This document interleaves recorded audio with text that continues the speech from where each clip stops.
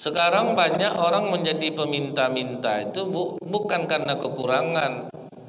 Terlalu banyak yang dikreditnya. Rumah kredit, sepeda motor kredit, handphone kredit, SK tegadai kalau yang ASN. Tentu tinggal duit 500.000. Gara-gara gaya hidup banyak orang sekarang nih meminta-minta tuh, Bu. Bukan gara-gara memang dia mencari kemudian kesusahan itu. Nah, kalau kita sabar, maka Allah akan memberi kesabaran itu. Dan tidak ada anugerah yang lebih baik, kata Rasulullah, selain diberikan Allah kesabaran. Santai aja, Bu. Susah, tidak mau drama-drama. Dia kan orang banyak suka drama-drama kalau susah tuh. Fa'ad yaumil akhir kelak. Di dalam sebuah riwayat, Pak, para sahabat mengatakan, kami selalu menganggap penting segala macam kebaikan, walaupun nilai kebaikan itu sehelai rambut. Itulah prinsip para sahabat. Mau kecil pahalanya, mau besar pahalanya, asal namanya kebaikan, kami selalu menganggapnya penting.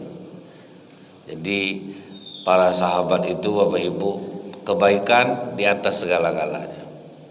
Tidak mereka nilai dari besar kecilnya pahala, tapi mereka selalu menjadi orang yang berebut untuk mendapatkan pahala dari sebuah kebaikan. Dan ini terjadi, Pak. Rasulullah pernah kedatangan seorang tamu dari Mekah, dan waktu itu tamu ini dalam keadaan lapar. Kebetulan Rasulullah tidak punya makanan, Bu, untuk menjamu tamunya ini. Jadi begitulah Rasulullah ini ya, Pak ya, sekalipun dia seorang pemimpin umat, kalau memang sedang tidak ada ya tidak ada juga. Karena prinsip Rasulullah itu, Bu, kalau lapar dia paling duluan, kalau kenyang dia paling terakhir. Berarti ini memang Rasulullah dalam keadaan tidak ada. Maka Rasulullah menyampaikan kepada sahabat Ansor, adakah yang mau menjamu tamu ini? Menunjuk langsung satu orang. Jadi mereka tuh berebut dia untuk kebaikan. Dia tidak peduli ada tidak di rumah nih. Yang penting nunjuk dulu. Aku ya Rasulullah, dibawa lah tamu ini ke rumahnya. Begitu sampai di rumahnya, kata suaminya kepada istrinya, aku membawa tamu Rasulullah SAW. Kita berikan makanan kita pada malam hari ini kepadanya. Kata istrinya, di rumah kita sedang tidak ada makanan. Kalaupun ada, itu pun hanya untuk anak-anak kita. Kata suaminya ini, tidurkan anak-anak kita. Nah, disuruhnya tidurkan anak-anak kita. Nanti kau masak, kau bawa ke depan.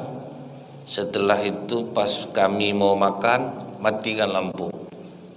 Dan kau pura-pura memperbaiki lampu itu, supaya tamu kita tidak tahu bahwa aku tidak ikut makan bersamanya. Nah, jadi untuk dia aja nih.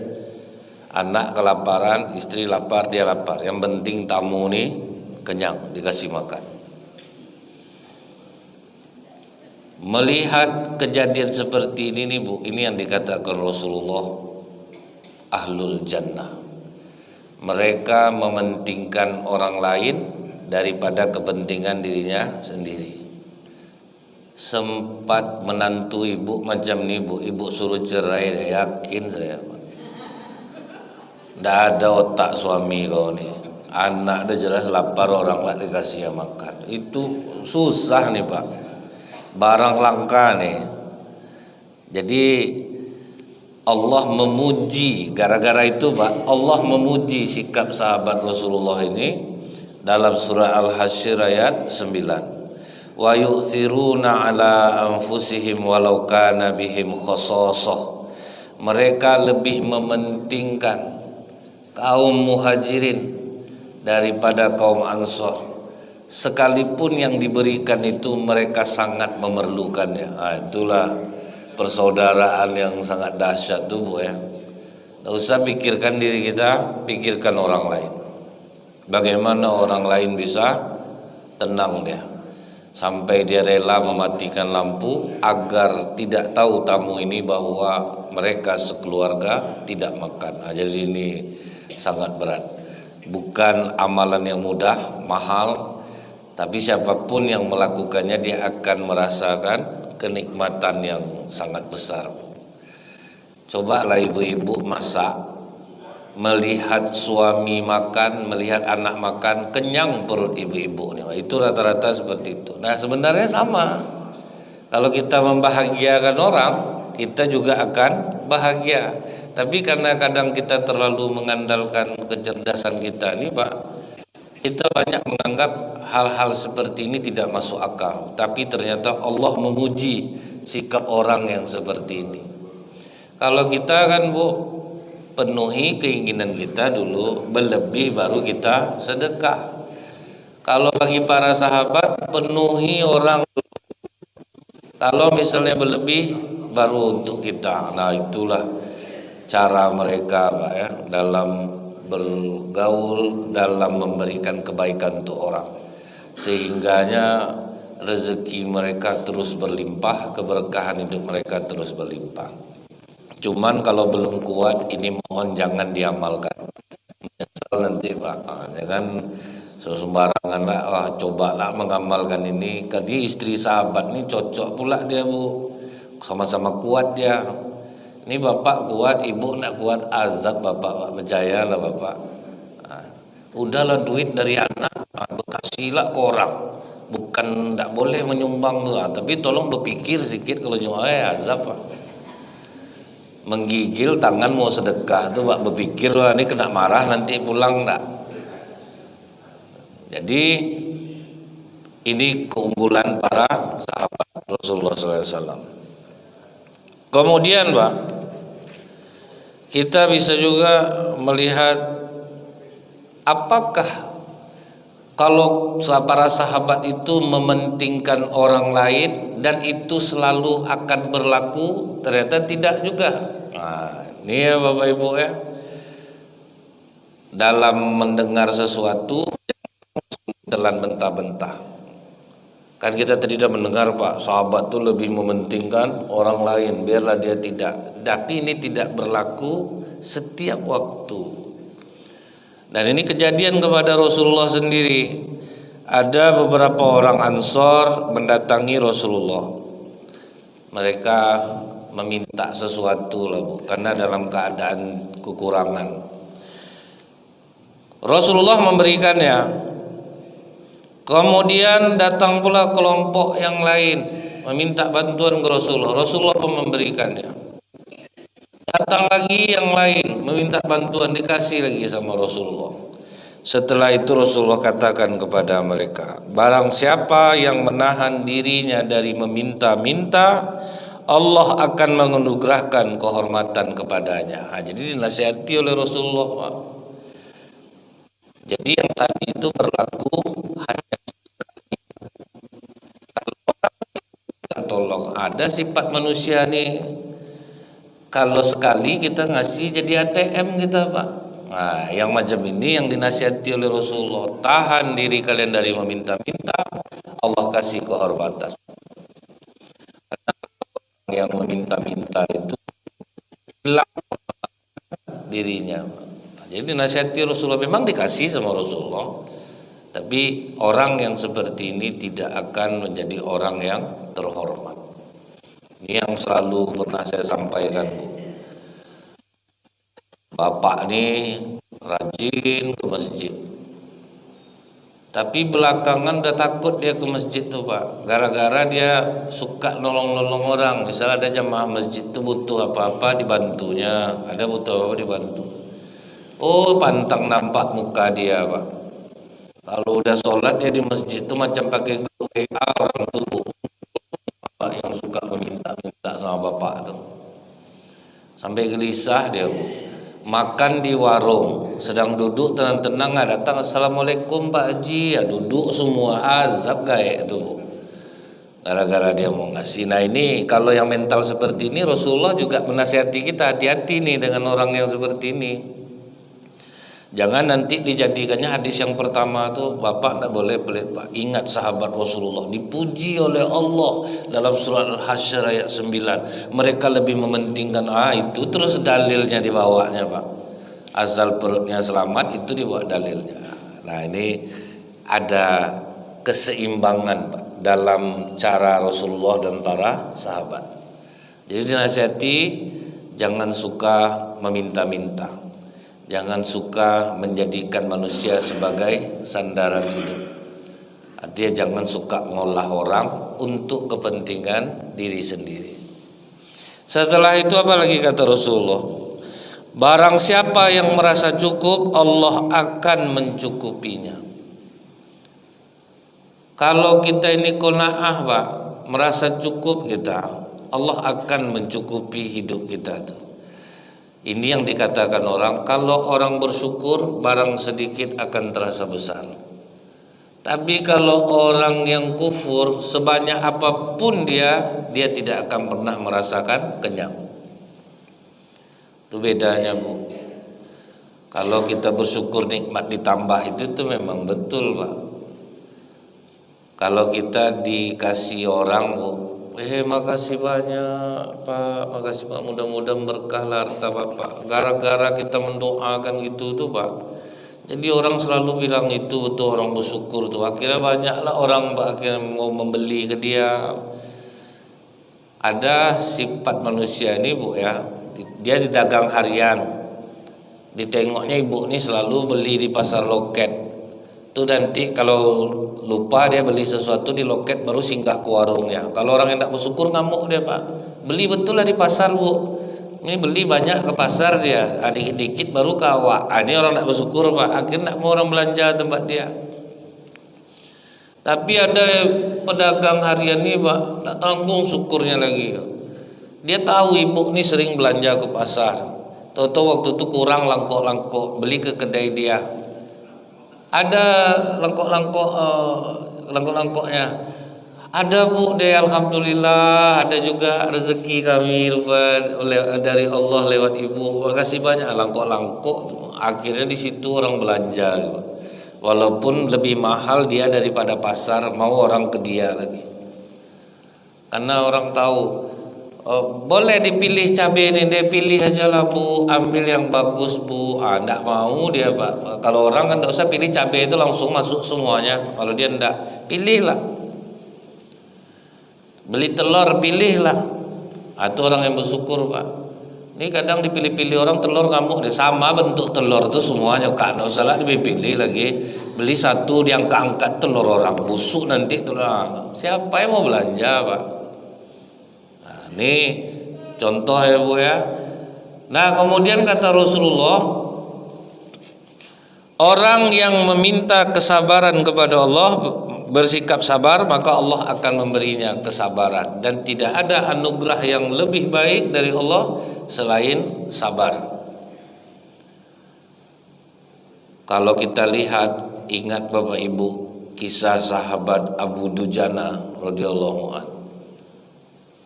Asal habis sholat subuh, tidak pernah zikir, tidak pernah doa, langsung lari Pak. Setiap subuh seperti itu.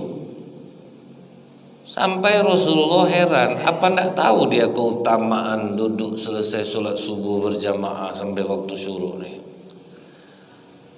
Akhirnya sebelum Rasulullah jauh untuk tidak menasihati Abu Dujana, dipanggillah Abu Dujana.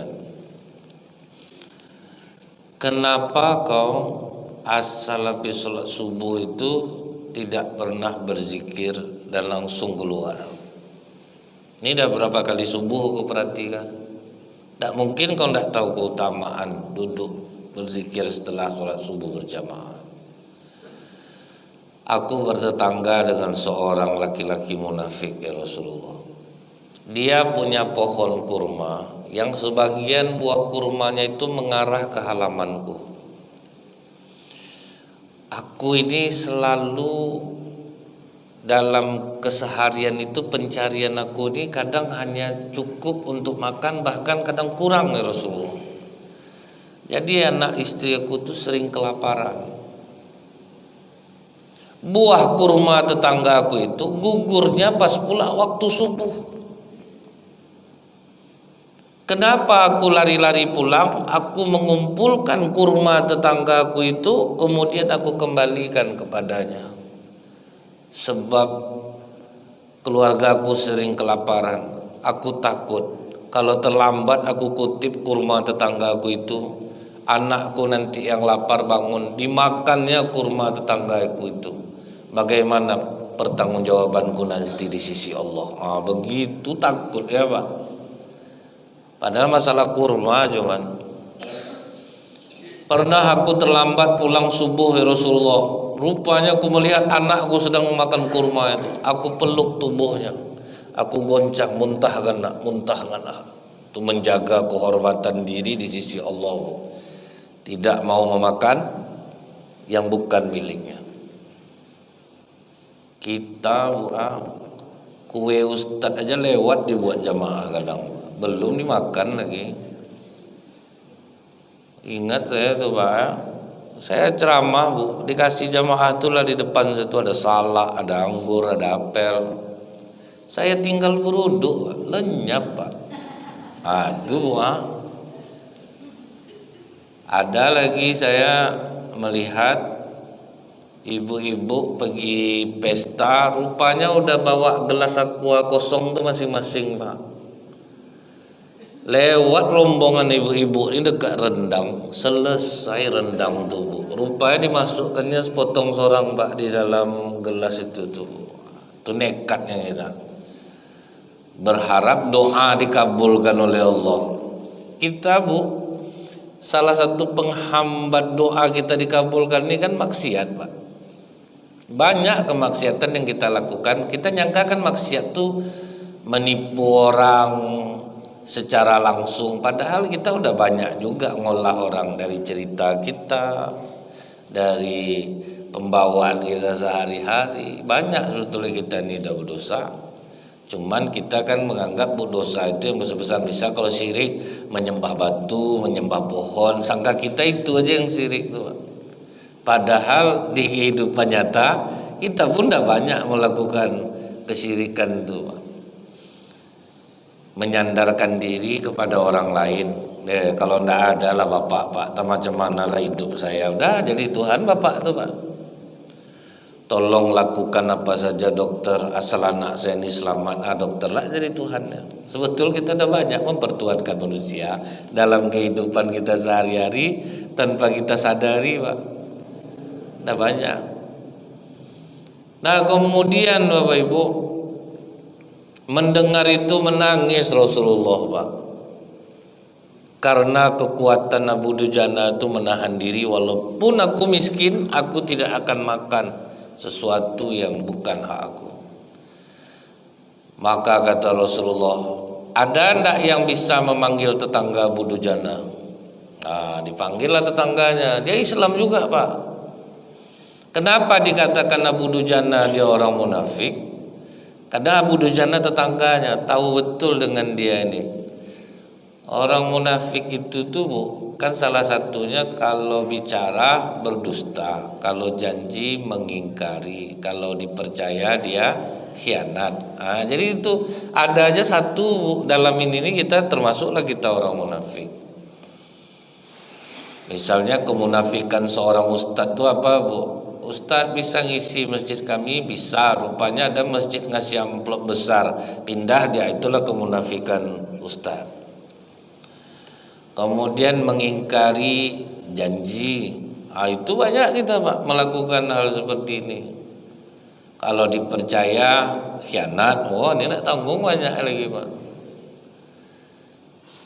Jadi waktu tetangganya ini dipanggil oleh Rasulullah, kau mau ndak kau kasih kurma kau yang sebatang itu kepada Abu Dujana, Aku janjikan satu batang pohon kurma di surga untukmu yang memiliki mutiara yakut. Udah digitukan Rasulullah langsung yang ngomong, Pak. Jawabannya apa, Bu? Kalau sama aku ini jelas-jelas loh Rasulullah. Jangan cerita surga, kurma-kurma surga itu nak masuk di akal aku. Kalau mau beli cash kurma aku tuh. Apa enggak, Pak? Kita kan banyak juga macam ini, Pak. Kalau orang ceritakan kalau kita melakukan ini, kita mendapatkan ini nanti di surga. Macam mana ke surga, Ustadz nih masuk surga-surga cerita. Itu banyak yang mencemooh seperti itu. Nah, di zaman Rasulullah orang seperti ini pun ada. Maka maju Abu Bakar Siddiq, Bu. Aku beli kurma kau itu dengan harga 70 kurma Madinah.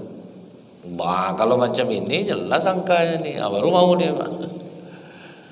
Dibeli diganti dengan harta benda dunia, baru mau dia. Itulah kata Rasulullah, kata Abu Dujana, dia ini laki-laki munafik.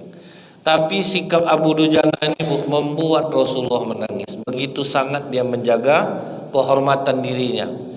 Biarlah dia bekerja kekurangan berapa dapat itu yang dimakan daripada dia harus meminta-minta kepada orang lain. Sekarang banyak orang menjadi peminta-minta itu bukan karena kekurangan. Terlalu banyak yang dikredit ya. Rumah kredit, sepeda motor kredit, handphone kredit, SK tegadai kalau yang ASN. Tentu tinggal duit 500.000. Gara-gara gaya hidup banyak orang sekarang nih meminta-minta tuh, Bu. Bukan gara-gara memang dia mencari kemudian kesusahan hidup. Nah, kalau kita sabar, maka Allah akan memberi kesabaran itu. Dan tidak ada anugerah yang lebih baik, kata Rasulullah, selain diberikan Allah kesabaran. Santai aja, Bu. Susah, tidak mau drama-drama. Dia kan orang banyak suka drama-drama kalau susah tuh. Kemana pergi menceritakan susah. Ini mu'alaf datang ke masjid-masjid, kami masuk Islam, kumpulkan donasi, rupanya di mana masjid dia macam itu, Pak.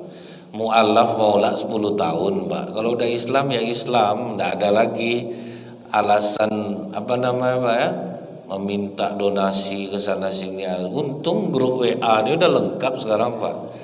Asal ke masjid mana ya baru masuk Islam terus dia, Pak. Saya mau masuk Islam. Tiap masjid singgah dia. Dapat 3 juta, dapat 4 juta, enak, Bu. Sekali jualan masuk Islam, dapat 3 juta, 4 juta. Orang Indonesia ini sudah jelas orang paling dermawan nomor 1 di dunia, Pak. Dia kok ngasih terus. Dan jangan kita khawatir, Bu. Niat kita sampai. Nah, niat kita tuh sampai, Pak. Cuman kita harus cerdas. Itu yang saya maksudkan tadi. Ada Rasulullah tuh sahabat itu sikapnya mendahulukan orang daripada dirinya. Tapi ada juga Rasulullah menasihati. Kenapa Rasulullah menasihati orang ini? Berarti ada orang ini yang punya gejala, kalau dikasih dia akan selalu melakukan hal seperti itu. Jadi kita yang ngukur-ngukur nih, Pak. Kita tuh memang suka menyumbang, itu suka kita. Orang-orang Indonesia ini pokoknya ada yang ngalah kan ya, Pak, kalau soal nyumbang menyumbang itu. Tapi inilah yang dimanfaatkan oleh orang. Di Malaysia dana untuk pokoknya macam bisnis sekarang nih, Pak. Makin susah Palestina itu, Bu, makin jadi bisnis sama orang sekarang, Pak.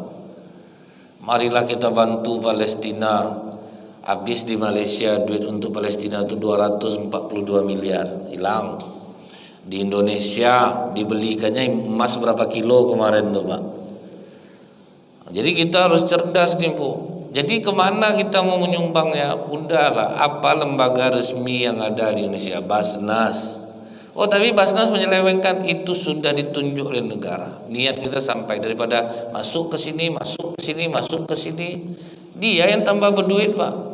Karena yayasan kan rupanya tidak bisa diaudit. Makanya banyak PT-PT itu, Pak, untuk bisa mencuci uang yang tidak kena pajak, dialihkannya kepada yayasan.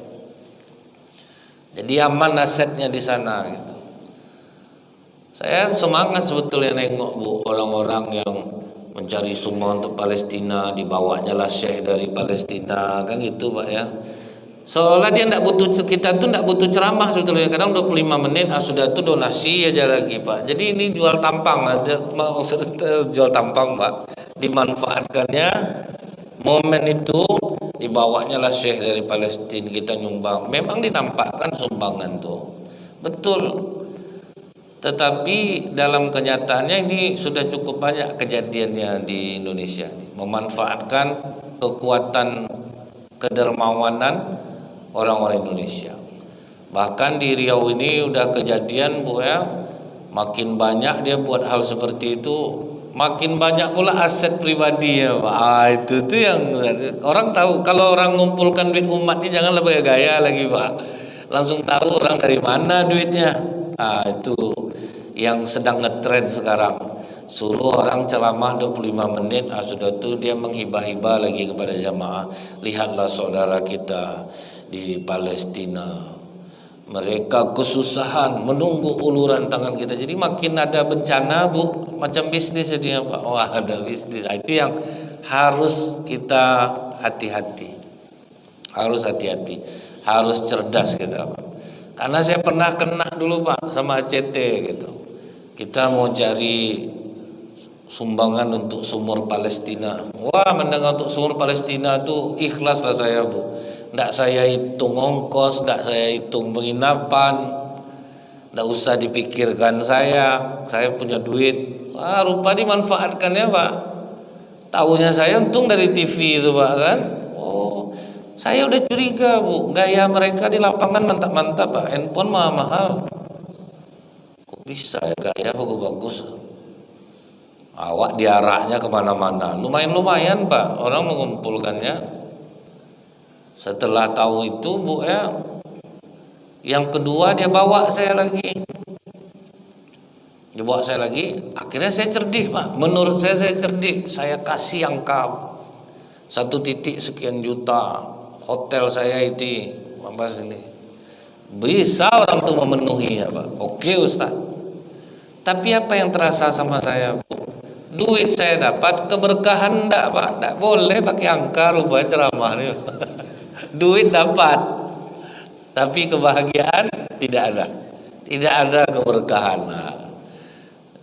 Itulah kita harus cerdas Bapak Ibu ya. Karena saya tahu betul nih di Masjid Rahmat ini paling langganan masuk yayasan, karena diterima terus, tidak ada masalah Bu, terima terus, ada rezeki sumbang terus, yang niat kita sampai Pak.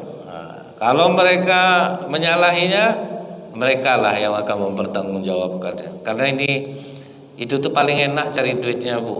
Misalnya gini ya Bu ya, saya ceramah nih, tidak usah dikasih amplop misalnya nih Pak. Terus saya asal ceramah tuh gini Bu, Bapak Ibu, kebetulan saya punya pondok pesantren. Mana tahu ada Bapak Ibu yang ingin mengambil peran dalam pondok pesantren untuk anak-anak penghafal Quran. Bayangkan ibu-ibu, 1 ayat yang mereka baca, kan gitu Pak ya, sampailah pahalanya kepada Bapak Ibu. Untuk Al-Qur'annya itu harganya 100.000. Sebetulnya bukan harga Al-Qur'an itu, di sana termasuklah biaya dakwah. Terus disebutkan tuh Pak, karena kalau enggak nanti jadi halal ya. Biaya dakwah, biaya ini, operasional dia Pak, datang Ibu. Adakah ibu-ibu yang mau menyumbangkan 30 mushaf Al-Quran seharga 3 juta? Dia tidak Al-Quran yang diminta ya Pak, cuma harganya itu gitu. Datanglah ibu, ibu 10 Al-Quran, Allahu Akbar. Wah, makin terbakar sumbangan orang. Itu tuh kan memang menyentuh ke jiwa Pak. Ada lagi, itu nanti belum ada yang pribadi menemui kita. Saya mau Ustaz, sebulan sekian kali berapa masjid tuh? Kali berapa masjid? Jadi memang itu bisnis yang cukup enak Pak. Makin banyak kesusahan, maka banyak orang sekarang buka-buka pondok tahfiz, karena itu bisa dijual Pak. Cari donatur. Masjid yang tidak mau nerima lagi, kalau tidak salah Masjid Nurul Yakin, itu tidak menerima lagi siapapun yang masuk ke sana atas nama yayasan mencari donasi, mereka tidak menerima lagi. Yang bagusnya apa Pak? Oke, kata. Tapi bagi dua kita hasilnya untuk masjid separoh. Tidak berani Bu. Kami udah tanda Ustaz. Mereka masuk sini, Al-Quran sebiji tertinggalkan. Dia nerima donasi dari masjid 48 juta. Al-Quran sebiji pun tidak ditinggalkannya. Oh itu ya Pak, akhirnya tidak mau lagi Pak.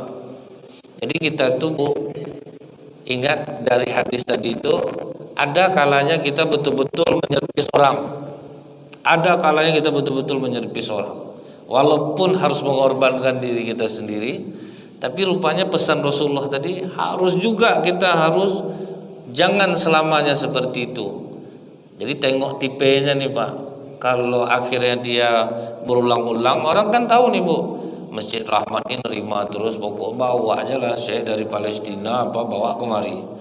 Orang tuh nerima terus. Itulah dijadikannya lahan terus Bu. Nurul Yakin tidak mau lagi Pak. Tidak mau lagi, pokok tidak mau lagi nerima. Karena dia selalu betul. Dan tahu Bapak Ibu, orang-orang yang menjalankan seperti ini rasa malunya sudah dicabut oleh Allah. Jadi mereka itu nganggap itu perjuangan. Kalau dihina orang, misal macam ngomong saya nih Bu ya, jangan misal terima ini, mereka akan anggap inilah bagian dari perjuangan kita. Kita akan dihina orang. Itu caranya Pak. Jadi rasa malu itu dicabut oleh Allah.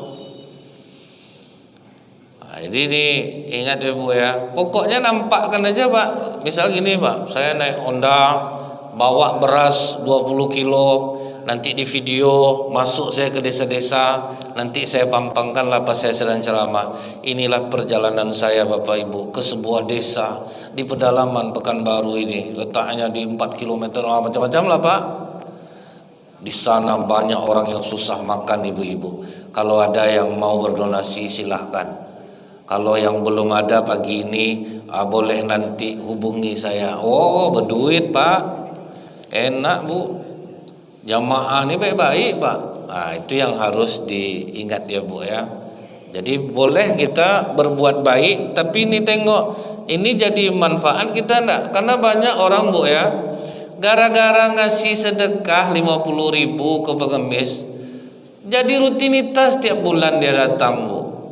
Malah udah meninggal bapak ini dia pesankanlah ke anaknya dulu, bapaknya suka ngasih. Jadi kewajiban jadinya Bu, macam berutang orang ya, dia nyumbang tuh. Ada lagi katanya Bu ya, dulu waktu orang tua saya masih hidup suka ngasih dia sembako, suka ngasih dia duit. Jadi setelah ibunya meninggal, ada dia tidak datang tak 3 bulan tak 4 bulan, minta dirapel dia.